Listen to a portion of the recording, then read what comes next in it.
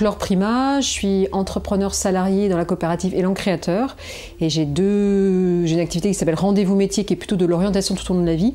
Et j'ai un projet commun avec Mathilde Panel qui s'appelle Rendez-vous Nomade, qui est là plutôt de pouvoir aller vers les publics et les aider notamment à s'orienter par la pédagogie active, par des escape games et d'autres jeux. Alors, je m'appelle Mathilde Panel, je suis scénariste de jeux, donc mon entreprise s'appelle La Récré Nomade. Je fabrique des jeux en bois, des jeux de société et je scénarise des escape games, des murder parties, des jeux à taille réelle. C'est dans le cadre de Récré Nomade que j'ai rencontré Laure, où je trouvais déjà que le jeu avait une utilité sociale.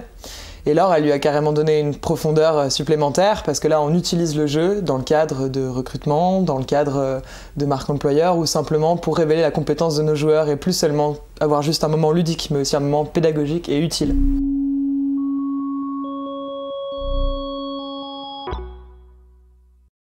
Dans le cadre de l'appel à manifestation d'intérêt de la région Bretagne pour l'égalité femmes-hommes, on l'a traduit avec l'entreprise Transdev par 5 événements qui font sur l'ensemble de la Bretagne, qui s'appellent Arrête de demander Pôle emploi.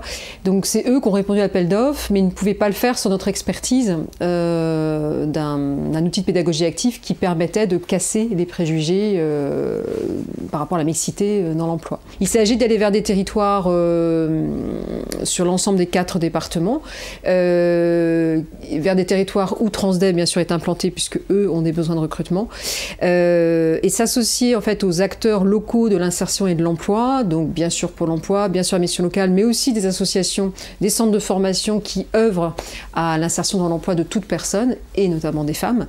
Et en agissant avec eux, on monte un événement de toutes pièces. Il y a eu un cofinancement aussi de la Banque des Territoires qui s'est allié donc au financement région et Transdev.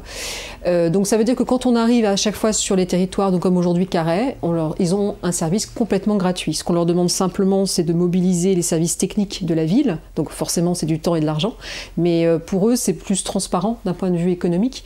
Donc c'est vraiment un projet d'une entreprise et d'une région et de la Banque des Territoires au service justement des territoires, des collectivités qui sont surtout là pour mobiliser l'énergie, leur réseau, pour que l'événement fonctionne.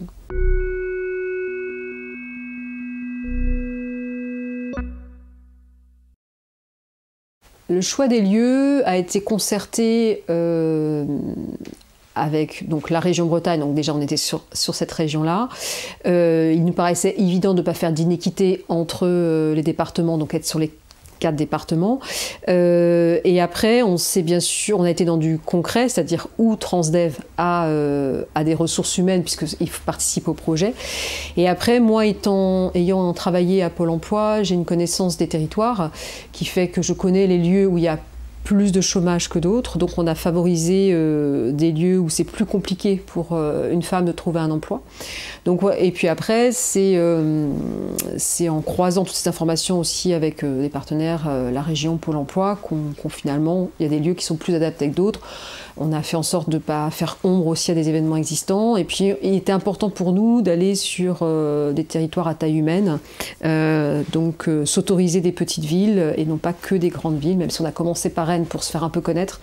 Mais voilà, aujourd'hui Carhaix et puis le 5 novembre Dinan, voilà, d'avoir aussi un regard sur ces plus petits territoires.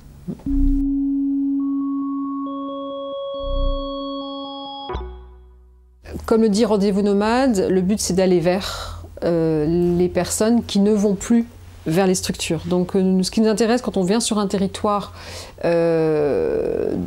breton dans le cadre d'arrêt demandé pour l'emploi, c'est de s'appuyer sur les structures actives d'un territoire, donc notamment associatives, notamment les accompagnements que fait la région. Aujourd'hui, la région accompagne des personnes éloignées de l'emploi pour aller vers un projet, une formation ou un emploi.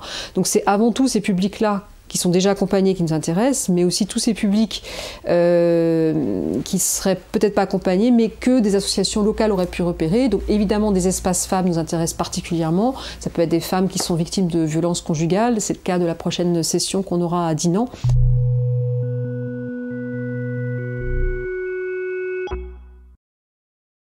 Dans notre escape game, de manière générale, on parle des préjugés.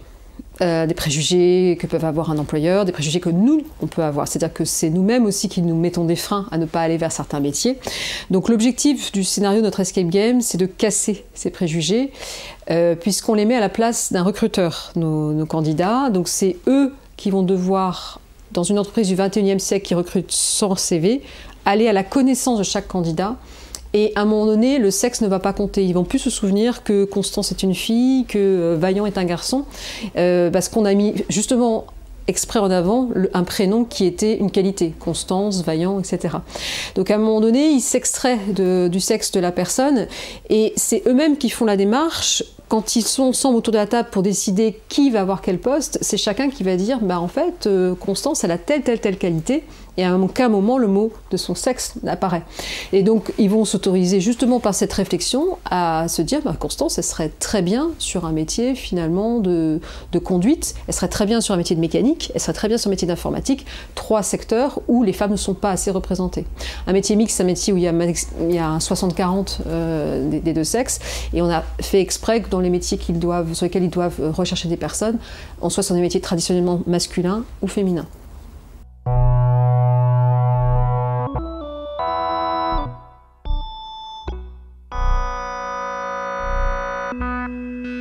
Maintenant, la pédagogie active, donc je suis dans l'action, je suis acteur, je participe, donc je retiens mieux. J'écoute, j'entends, je fais, je retiens. Donc évidemment, les mettre à la place de personnes qui recrutent, c'est clairement de la pédagogie active, parce que quand ils sont en entretien, ils peuvent maintenant se mettre à la place du recruteur. Donc ils manipulent déjà les choses, ils les touchent, donc ça c'est important. Beaucoup de pédagogie Montessori freinée font appel au côté tactile pour mieux retenir. Donc ils touchent les objets, ils touchent finalement les personnages féminins, et ils touchent les postes qui sont plus typiquement associés à des recrutements masculins, ils font le rapprochement entre les deux, etc. Donc ils se retrouvent en fait dans la peau d'eux, ce qui permet de réfléchir sans barrière du sexisme. On a eu des cas ce matin de gens qui ont fait toute leur vie le même métier, qui doivent peut-être se reconvertir ou qu'on fait un choix de reconversion et qui se voient pas du tout faire autre chose. Et cet escape game, ça permet un peu d'ouvrir un peu les portes et de dire bah peut-être que vous avez travaillé seul par exemple toute votre vie, mais nous là on vous a vu en équipe, on vous a vu agir en équipe et vous êtes doué pour ça, vous êtes bien, enfin vous êtes à l'aise, vous avez les capacités pour. Est-ce que vous y avez déjà pensé? Le fait que ce soit actif, c'est comme tu disais, on va faire un débrief positif sur eux. Donc déjà, on arrive à Pôle emploi, on n'est pas forcément en confiance. On a tous peut-être vécu ça une fois, c'est pas forcément la confiance tout de suite. On sait pas si on va nous trouver un poste ou un emploi qui va nous plaire. Et ben là, on va les observer et ce qu'on va leur dire sur ce qu'on a observé, c'est du concret. C'est pas bon bah c'est vrai que tu as l'air d'être comme ça. C'est non, tu as fait preuve de cette compétence-là pendant le jeu. On l'a vu, c'est une preuve. Donc tu es comme ça, en tout cas dans le laps du jeu. Et ce qui est intéressant, c'est que on les met dans une situation où ils ne connaissent pas leur coéquipier, ils ne connaissent pas la pièce, l'endroit, ils connaissent pas les énigmes, ils connaissent pas les tâches qu'on leur demande, ils connaissent juste le fil conducteur. On peut s'imaginer que quand on rentre dans un nouveau travail, on nous impose des collègues qu'on ne connaît pas, un travail qu'on doit apprendre, etc., une formation qu'on doit faire, donc ça demande une certaine adaptation. Donc on peut faire tout à fait le rapprochement entre l'escape game et le milieu du travail. On arrive un peu désemparé, on sait pas trop, on comprend pas trop, combien de temps je mets pour m'accaparer les énigmes, combien de temps je mets pour être à l'aise, et au bout d'un certain temps, bah, je coopère, je communique avec les autres, on fait ça à 2, à 3, et là c'est parti. Et donc à la fin, quand on leur parle travail. Déjà, ils ont entendu plein de choses positives sur eux, donc ils sont attentifs, parce qu'ils savent que ce qu'on a vu, c'est vrai, on l'a vu. Et en plus, ils font eux-mêmes le rapprochement entre « oui, c'est vrai que ce que j'ai vécu là, je peux le vivre demain sur une journée d'essai, dans n'importe quel travail ».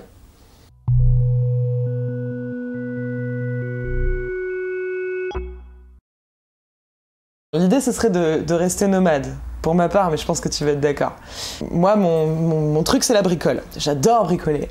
Donc peut-être dans 5 ans, je me vois être beaucoup plus montée en compétence sur des systèmes, par exemple, électroniques, avec des énigmes peut-être un peu plus magiques, on va dire, qu'on ne maîtrise pas forcément tout.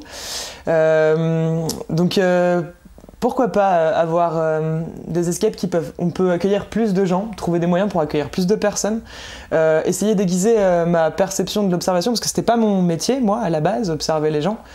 Moi, bien sûr, la partie qui m'intéresse le plus, c'est la partie RH, la partie aussi montée en compétences.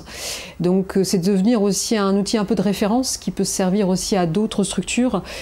Donc, plus on fera monter en compétences d'acteurs avec notre façon de faire, nos outils, plus on aura un impact fort.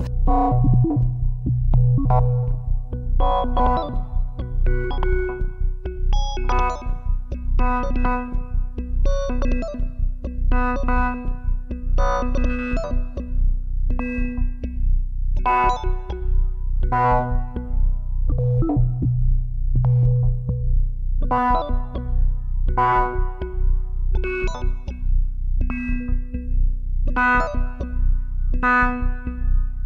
you.